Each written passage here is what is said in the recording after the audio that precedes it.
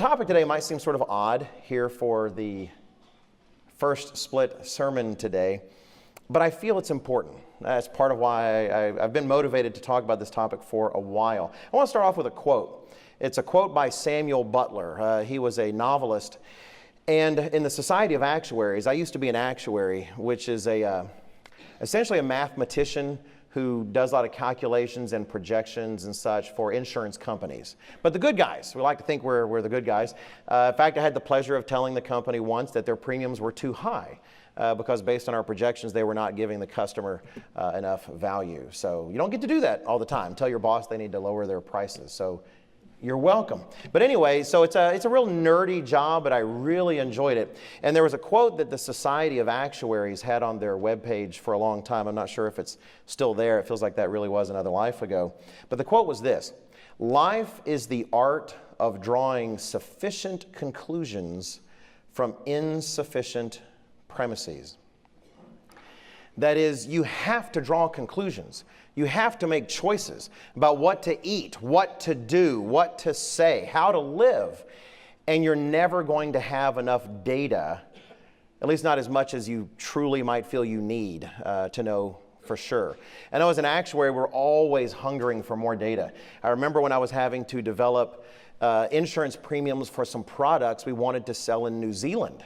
Maybe, I don't know, I had to ask the Nathans, I don't know, maybe there was a purchase, I have no idea. But we had to develop some products, and all I had was Australian data. But I don't know if that offends all the New Zealanders. How dare you use just Australian data? You need to get good New Zealand data.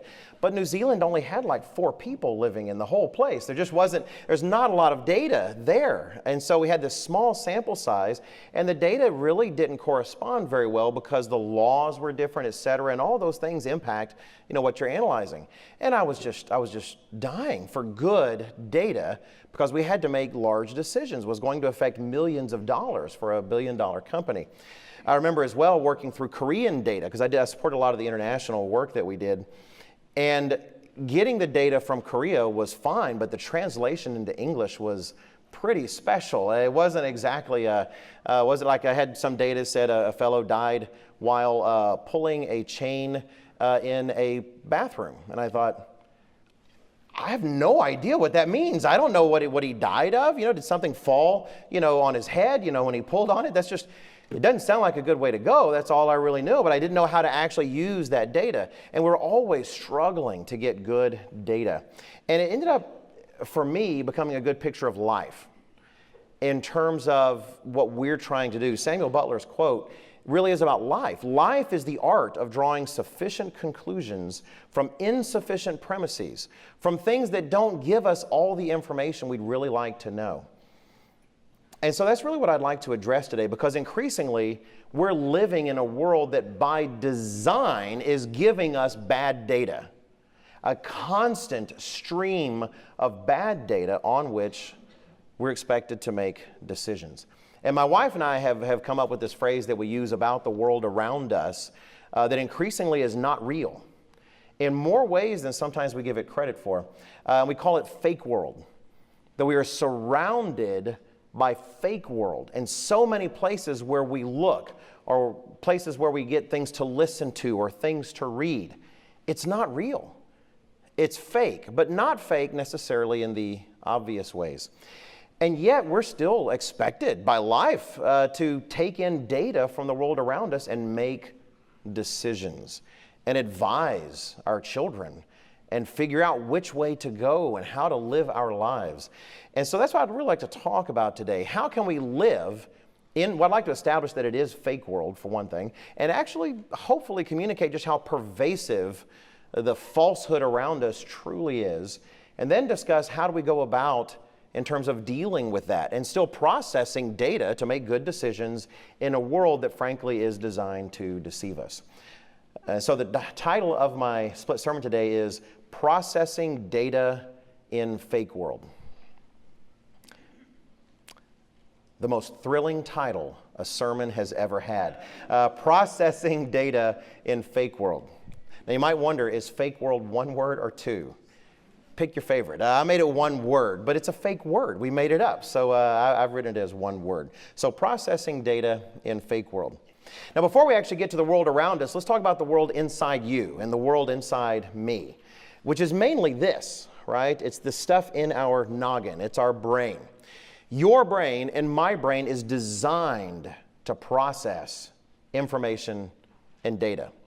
From the moment you were born, in fact, before you were born, when you were still in the womb, your brain was processing data. They know that the sounds and lights and experiences of the child in the womb do actually have some kind of impact afterwards. And then even after you're born, your brain remains very plastic. It is forming a lot of different connections. And it's basing those on the input that it is receiving. The sights, the sounds. If you turn to Proverbs chapter 20. And it's a simple statement here, but I do want you to reflect on it because sometimes we don't act as good custodians of these things with this in mind. Proverbs chapter 20.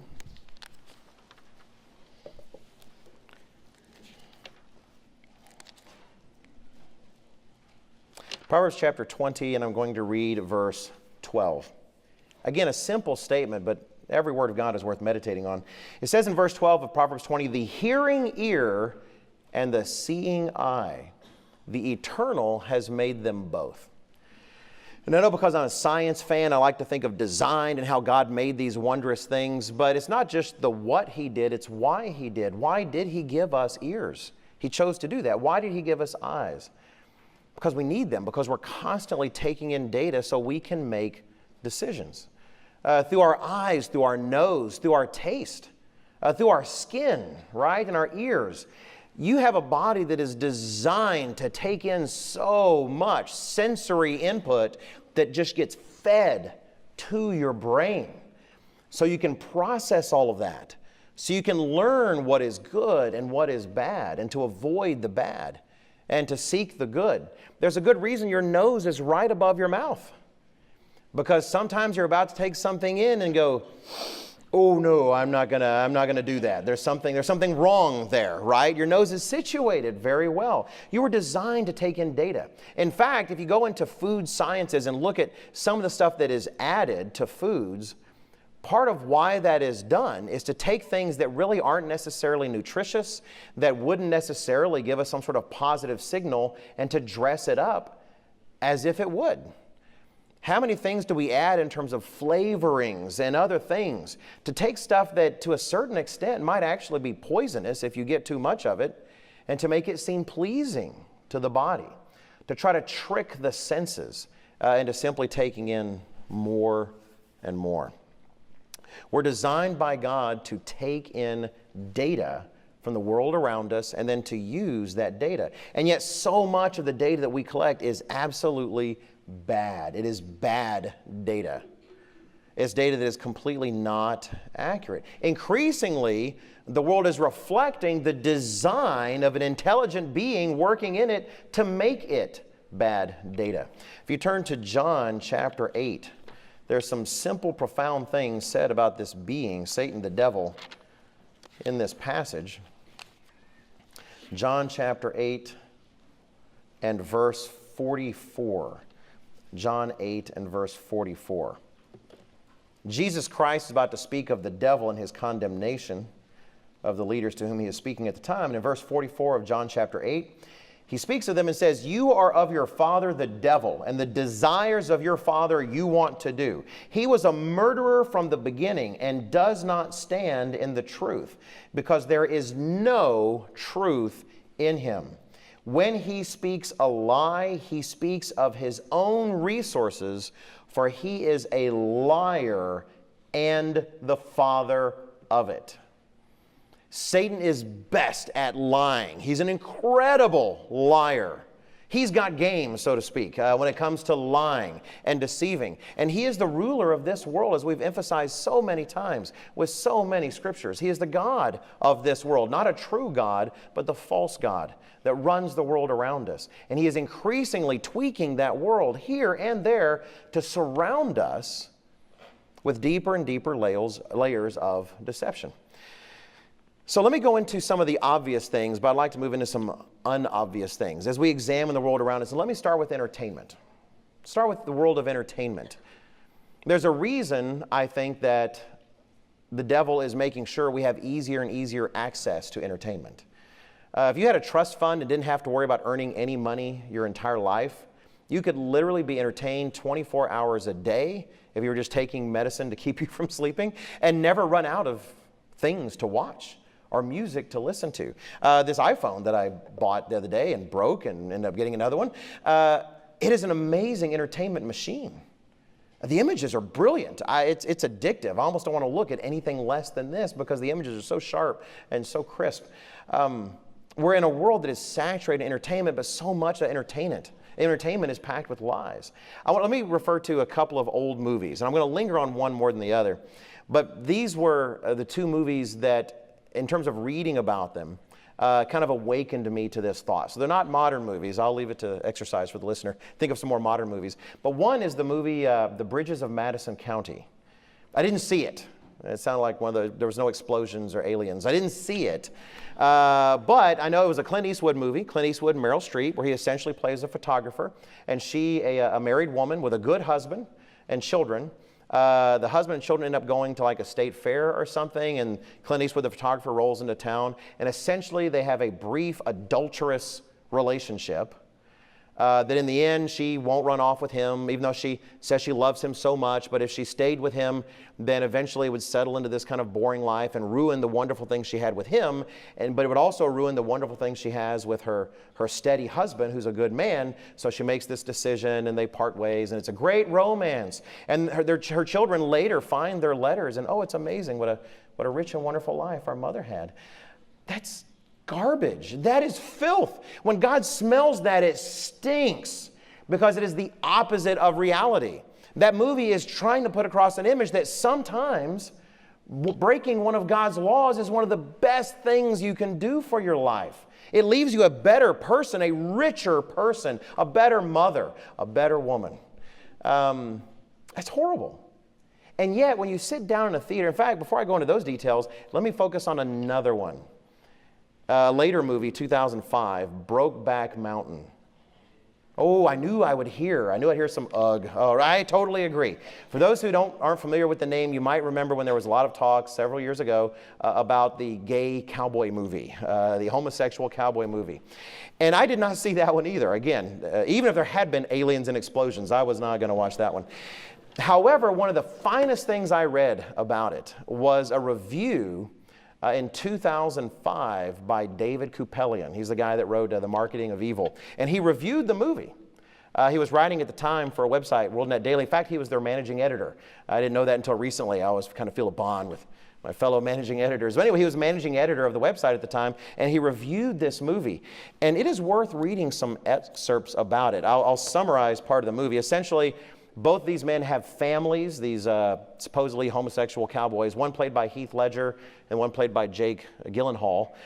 And their families are destroyed by the relationship they choose to have. And yet the movie, the theme is that they could never be together because society is terrible. And while they're apart, one of them ends up dying. I think it's the Jake Gyllenhaal character. And so the movie ends with the families devastated and destroyed. But Heath Ledger's character alone in his little trailer or something, just kind of holding the other one's shirt.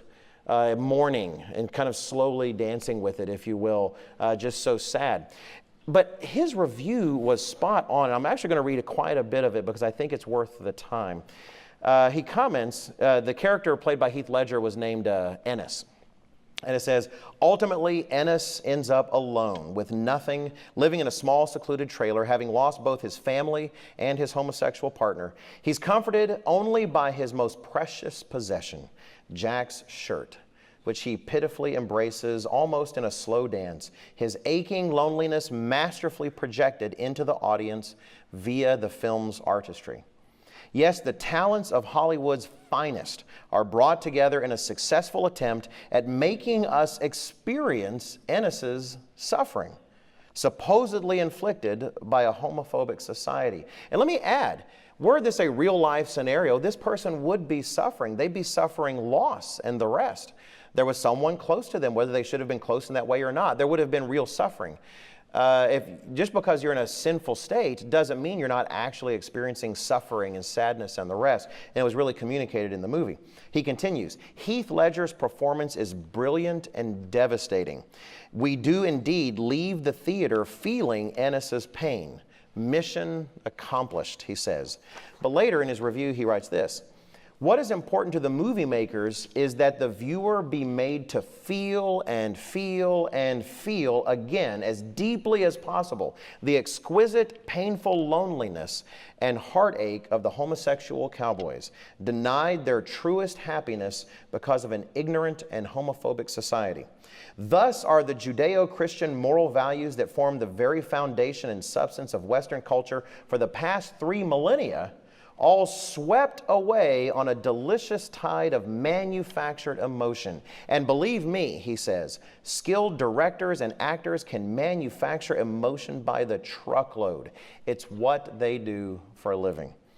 Co-star Jake Gyllenhaal realized the movie's power to transform audiences in Toronto, where, according to Entertainment Magazine, quote, he was approached by festival goers proclaiming that their preconceptions had been shattered by the film's insistence on humanizing gay love.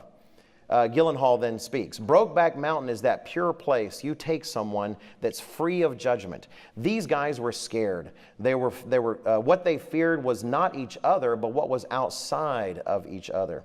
What was so sad, he continues, was that it didn't have to happen like that. But, said the article, Gyllenhaal jumped to his feet and exclaimed triumphantly, I mean, people's minds have been changed, he says. That's amazing. And then he continues with his review. He says, changed indeed, and that's the goal. Film is, by its very nature, highly propagandistic.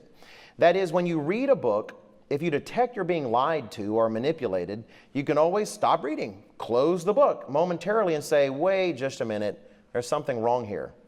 He says you can't do that in a film. Now, I would add you can do that in a film. Mr. Weston's talked about your ability to get off your behind and start using your feet and go someplace else. But he talks about still the art of making movies. He says, in a film, you're bombarded with sound and images, all expertly crafted to give you selected information and to stimulate certain feelings. And you can't stop the barrage, not in a theater anyway. The visuals and sound and music, and along with them, the underlying agenda of the filmmakers pursue you relentlessly, overwhelming your emotions and senses. And when you leave the theater, unless you're really objective to what you've experienced, you've been changed, even if just a little bit. Now, I would add why. Why, even if just a little bit? One, they don't really care as long as you're still moving towards a goal, their goal. But why would it be? Why can't we just sit and completely dismiss it? Because our brains are designed to take in data. They're designed to watch a story, see the consequences of what happens to someone, to empathize or sympathize with people that we should empathize or sympathize with, and then make decisions. And in this movie, it's always the hateful people that are keeping them from being together. We wouldn't want to be like those people. We see a fellow human being who's tortured in his soul only because of these other hateful people. We wouldn't want that to happen. And if you don't understand the power of music, I'm not going to give that whole Bible study again that I gave several years ago, but he actually recommends something in the article. You might be familiar with Mary Had a Little Lamb. The vast majority of our audience will be familiar with Mary Had a Little Lamb.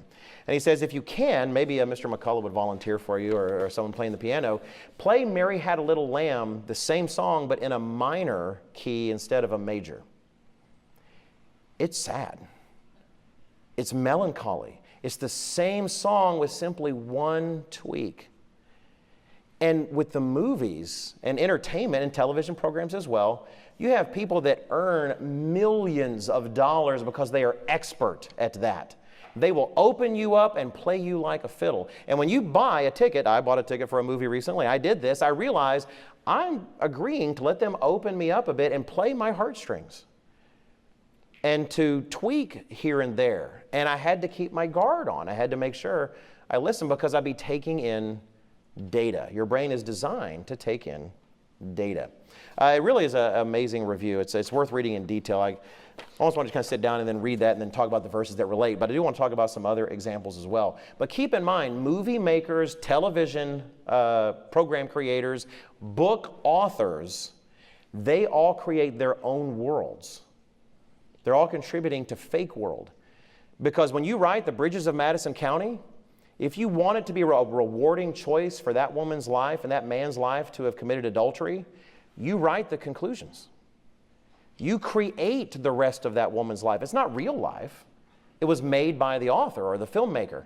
You know, if I were to drop my iPhone again, I'm not going to do it, but if I were to do it right now, probably not going to go good for the phone. I even got a little protective thing, but you know, if I dropped it, it's probably going to break if I just outright just dropped it for no good reason.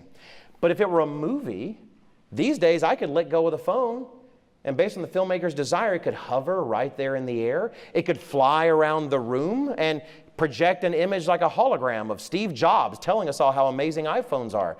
Because when you create a movie, you create the consequences of the choices. Because it's fake world. It's not real life. But you know what? If you don't pay your mortgage, you don't get to write the script that says you can't kick me out of my house. Real life doesn't allow us to do that, but the fake world around us is constantly trying to convince us of not the consequences of real life, but the consequences of the authors and filmmakers that we're watching their movies and reading their books. Let me go through a few other examples, not just film and such. We talk about documentaries. Sometimes you feel safer watching a documentary. I grew up on documentaries. I fell in love with PBS's Nova at a young age, that science program, still around, still love it. I don't get to watch it nearly as often, but I enjoyed that. I just drank that in. As a result, as a young man, I believed in evolution. I believed it because they sold it incredibly well. Early on, they change these ideas all the time, but you know, where did teeth come from? Well, fish had scales in front of their mouths, and eventually, you know, over time, you know, it made sense. You know, some die off. You know, certain mutations help move things along, and next thing you know, they're teeth. Now, they probably have a different tooth theory at the time, but back when I was a kid, that was said a lot, and it was portrayed so well. Nowadays, they digitally animate everything, and you'll sit down and watch a show, and it can be convincing. Yeah, the boys and I would sit down and watch some of these programs and then talk about, so where's the wrong assumption, right? What's going on with this? So you have to be careful, even with documentaries. Documentaries are assembled by people that have something to say, and they can contribute to fake world. Magazine covers and posters. You know how much damage we're doing to young girls' minds and older ladies' minds as well, the whole gamut, with the images we have on these covers. When these are not real people, yes, they're real people, but they're not real life. They might take, I'm just going to make up numbers. If anyone here is a photographer for a magazine like that, let me know. But they might take, say, 100 photos of this woman and select absolutely, after she's been made up and everything else she's done to make perfect, they'll select the best one. And then often it's off to the photoshopping to make her look that much, quote unquote, better. In fact, some of you may have seen some of the websites that highlight Photoshop fails where they weren't thinking and they were in a rush, and they give some woman some tiny waist smaller than your wrist. It's like, oh no, we published that. And it kind of reveals the curtain about how much manipulation goes in to these images. And yet you're surrounded by them, and they're teaching our women, this is what a woman is supposed to look like. And inevitably, we're going to fall short. We're going to fall short. Men as well. I remember when I first noticed this, I told my wife, I said, look at all the covers of these magazines. All the women on here clearly think I'm hot stuff. Look at their faces. You know, I can tell they want to cuddle with me, you know, and smooch me on the cheek, and they don't. They were performing for a camera because a sexy look is more alluring than just them, you know, eating a Pop-Tart or something. I said, the magazine industry is trying to convince me that I'm the most attractive man alive. And some of you might think, yeah, maybe. But I know better, right? I know better. I know I'm not. But that's not real. That's why when I see sometimes our young ladies making Instagram photos or something where they got the duck lips and things like that. I'm sorry if you got duck lip pictures. Feel free and go delete them right after this. But please, I beg of you, don't try to emulate all those covers. It's a part of fake world. It's not real. We'll get to social media here in just a little bit, but it's not real. We don't want to do their jobs for them. Advertising, oh boy, don't get me started. If you have not read Dave Kupelian's Marketing of Evil, it really is a great book. I think he may have an updated version, I'm not sure, but regardless, it covers that so well. The boys and I used to go into Taco Bell, I'll fess up, we go into Taco Bell every once in a while, and we'd look at the posters and examine the images of the tacos. And we'd say, okay, how do you know that's not actually the way the taco actually looked? And you can look. We make a sport of it. You'll find the exact same piece of cheese in one taco that you find in the other taco. You can tell at the edges the lettuce has been digitally placed on the layer. Everything, it's just completely, absolutely fake. Think of the people that are used in ads. What if the world were populated with all the people you see in advertising? It wouldn't look like this. It wouldn't look like us. Everyone would be more handsome. We'd all have more hair. It would be a completely different world because it's not the real world, but it's feeding you what the real world is supposed to be like. When we'd watch a television program, they're trying to sell cars. They're not giving me the facts on the cars. They're giving me a woman in a short dress getting into the car with a young playboy on the other side. And I would ask the boys, okay, what are they telling me this car will give me? What are they trying to sell? It's Fakeworld. But it's data, and it does impact us. The last 2 years, the Super Bowl, they had 30-second commercials going for more than $5 million for that space. 30 seconds. Why would people be willing to pay that much for 30 seconds of your time? Because it works. Because it works. And they will increase the number of bags of Doritos that go out the door because of the commercial they've put together. Moving on, oh boy, so many things we're talking about. Let me just go ahead and go to social media. I just want to say that because social media has given us a world where we no longer have to ask the experts to create fake world for us. We're contributing to it. And I'm not trying to be against all this. I ended up Instagramming a picture of my coffee this morning. A young man gave me a coffee mug during the Charlotte family weekend, and my wife made me this wonderful little frou-frou coffee on it with whipped cream and caramel and salt, and it was delicious. And I wanted to take a picture of it, which gave me the chance to thank him and praise my wife because she made it for me. I can't make coffee. I'm very useless at home. So I did. I contributed to that. But you know what? Every morning I don't get coffee like that. Experts have found that social media is allowing us to create these pictures of our own lives that is depressing everybody else. There's a great article. I won't have time to read much from it, but I just wanted to mention it. It's from Time Magazine. It was earlier this year, May 25th, 2017. The title was Why Instagram is the Worst Social Media for Mental Health.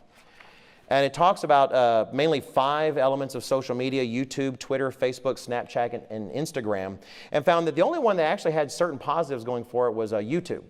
That YouTube actually did expose some people to healthier things, which they found to be somewhat positive. But in general, all of them, including YouTube, received negative marks, impacting sleep quality, bullying, body image, fear of missing out, other things. But they pointed out that Instagram actually scored the least in terms of mental health, depression, and anxiety. Sorry, the worst in terms of those things. They've done studies, and this one particular researcher pointed out that seeing friends constantly on holiday or enjoying nights out can make young people feel like they're missing out while others enjoy life. But the thing is, they didn't take the pictures of when their toilet was clogged and they couldn't. Now some of you do, I know. But still, that's not the pictures they take.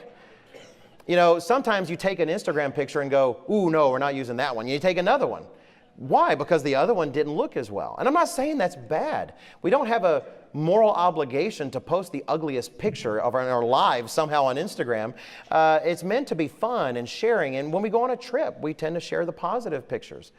But they're showing people getting depressed because of social media.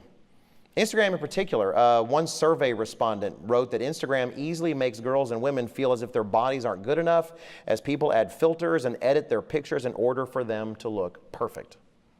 We are building fake world ourselves now. I've looked at some of y'all's lives, and they're amazing, the lives you live. They're fantastic. I wish I lived your life. But then I can look at my own stream and think also, oh, that's pretty good. But I didn't post when I was down in the dumps. Well, here's me. Down in the dumps. Why? Why would I want to do that to y'all? I don't want to even do that to me. You know, I'm busy being down in the dumps. We have to learn to filter through all this. So what do we do? So what do? We are increasingly surrounded by a fake world. And yet we have an obligation. If you turn to Proverbs chapter 4, we are given a dire warning. I say dire. It doesn't sound all that dire when you read it, but one of my sons, I think it's Michael, this is one of his favorite passages for the lesson that it highlights. Proverbs chapter 4. And an obligation we have. And it's good to read other translations with this particular verse. I'm not going to read them now, but they all say something similar, but I benefit from the different ways in which they say it. Proverbs chapter 4 and verse 23. Oh, hang on, I got to use my new phone to get my clock back up. Proverbs chapter 4 and verse 23. Keep your heart with all diligence, for out of it spring the issues of life. In other words, protect your heart. Feed it the right things. And it's not talking about your physical heart. It's talking about the core of who you are. Feed it the right things. Keep yourself healthy. Because as Jesus Christ said, it's out of the heart that wicked things come. We've got to feed it good data. We've got to feed it the right things. So what's the solution? The solution, how do we escape fake world? We can't leave the planet in a rocket ship. I wouldn't mind necessarily. Mars fascinates me. Doesn't look all that habitable. How do we escape fake world? How can we escape its clutches from convincing us the world is something different? The Bible gives us the solution. Jesus Christ gives us a solution. Turn to John chapter 8. In John chapter 8, and I believe the statement here is far more profound than I know I often give it credit for. John chapter 8 and verse 32. Jesus Christ says, "You shall know the truth, and the truth shall make you free." The truth is the key. Good data. Somehow focusing on the truth. Let me give you some suggestions here towards the end of the message. We have a little more than 10 minutes or so left. Let me give you some ideas. As you're taking in data, and you can't stop taking in data. That would be terrible. One day you will stop taking in data, and that's because you're awaiting the resurrection, you know, and then all of a sudden everything is different. But while you're alive and while you're breathing, you will be taking in data. You cannot stop. You cannot stop. Even while you're sleeping, you take in data. So what do we do? Let me give you just some advice. First piece of advice, consider the source of your data. Consider the source. When I go in to watch a movie, I keep in mind this director has a worldview. This director has a way he sees the world, and that is going to impact what he says and how he puts things together and the consequences he creates for his characters. For some movies, that'll rule them out completely. But then even when I think a movie might be fine, it still causes me to filter and to examine. Now, am I guaranteed that something doesn't slip through the filter? No, I'm not. That's part of why we pray, that God helps us to consider things rightly. If you turn to Hebrews chapter 5 concerning this point. Meanwhile, if you have your actuarial standards and practices manual, you can open that as well. As you turn to Hebrews chapter 5, there's an actuarial standard of practice that we had in our profession. It was number 23, and it concerned data, and it concerned your use of data. And it said, summarizing, it said, even if we ourselves are not the source of the data, we are responsible for getting a handle on its accuracy before we use it. Even if we ourselves, in the actuarial profession, are not actually responsible, or the source of the data, we have a responsibility to get a handle on its accuracy. Because if we start with bad data, the results very likely are going to be bad, unless chance somehow intervenes or perhaps God's mercy. Hebrews chapter 5 and verse 14. The Apostle Paul says, "But solid food belongs to those who are of full age, that is, those who by reason of use have their senses exercised to discern both good and evil." You have to be engaged. You have to learn to discern. You have to be in the fight. You have to be in the struggle. How do we do that? There's a lot of different ways. Test it against other data. When you hear a message that seems novel and different, sometimes that excites us. That pulls people away from the church when they hear some idea they've never heard before. And that's amazing. When it should prompt them, one, to consider their source. The internet today is full of what I call wandering Levites. Wandering Levites just looking for a family to serve. You have an idol, I'd love to be your priest. We have them all over the internet. And just the fact that someone says something provocative should give them no credibility at all. The Apostle Paul encourages us to remember those who have taught us the things we know. One of the things you do with new data is test it against old data. See if it's inconsistent. Maybe it's showing you something new and different, but if it disagrees with everything you've heard before, there's a good chance it doesn't. Consider the source. If it's a brand new source and is saying new things, it's suspect. Turn to 1 Thessalonians chapter 5, if you will. 1 Thessalonians. I should have named this one, Consider the Source and Test Your Data. Be good to give it a longer name. Consider the source and test that data. 1 Thessalonians and chapter 5. And some of you are probably guessing, I bet I know where he's going to go. If you think you know what verse I'm going to go to, write it down real quickly in your notes. You're probably right. And those of you who don't know, don't feel bad. All right, verse 29. I'm kidding. There's no 29, see. Verse 21. Verse 21. We're told, test all things. Hold fast that which is good. Now, that does not mean go out and, well, maybe it's good to get drunk on a Saturday night. Well, I'll go test. I guess I better go do it. That's not how we test things, right? We test by comparing to what we know and what we've been taught, by talking with those wiser, those who have more experience, bending their ear, asking for honest feedback and opinion and insight based on that experience. We need to test and prove those things. And if it's good, we hold on to it. But if it's not, we cast it aside. And it's gone. And it shouldn't be a part of that. It shouldn't be a source of data for us. So consider the source and test that data. Ask hard questions of it. That's one of the things I appreciate Mr. Weston saying frequently at headquarters is that we can't be thin-skinned. We have to be able to ask difficult questions to see what we can do better or what we're not doing well. And be willing to ask of your data hard questions. Make it prove itself. Let's move on to a second idea, second suggestion. Actively seek out good data. Actively seek out good data from trusted sources. Guess what source I recommend the most? God's Word. We're not going to turn there for the sake of time, but Jesus Christ says so plainly in John 17:17, your word is truth. I'm a science fan. Sometimes we dismiss so much science too easily, I feel. And at the same time, it doesn't compare to this. This is the truth. If three people disagree about something this says, then either all three people are wrong or just one of them is right. But this is always right. This is always right. Your word is truth. It's the only thing we can completely count on. God has given this to us as a gift. We're blessed to be in the living church of God where I can say, at least from behind the scenes at the Council of Elders meetings, that when we start talking about doctrine or some question has come up or some principle, people get out their Bibles.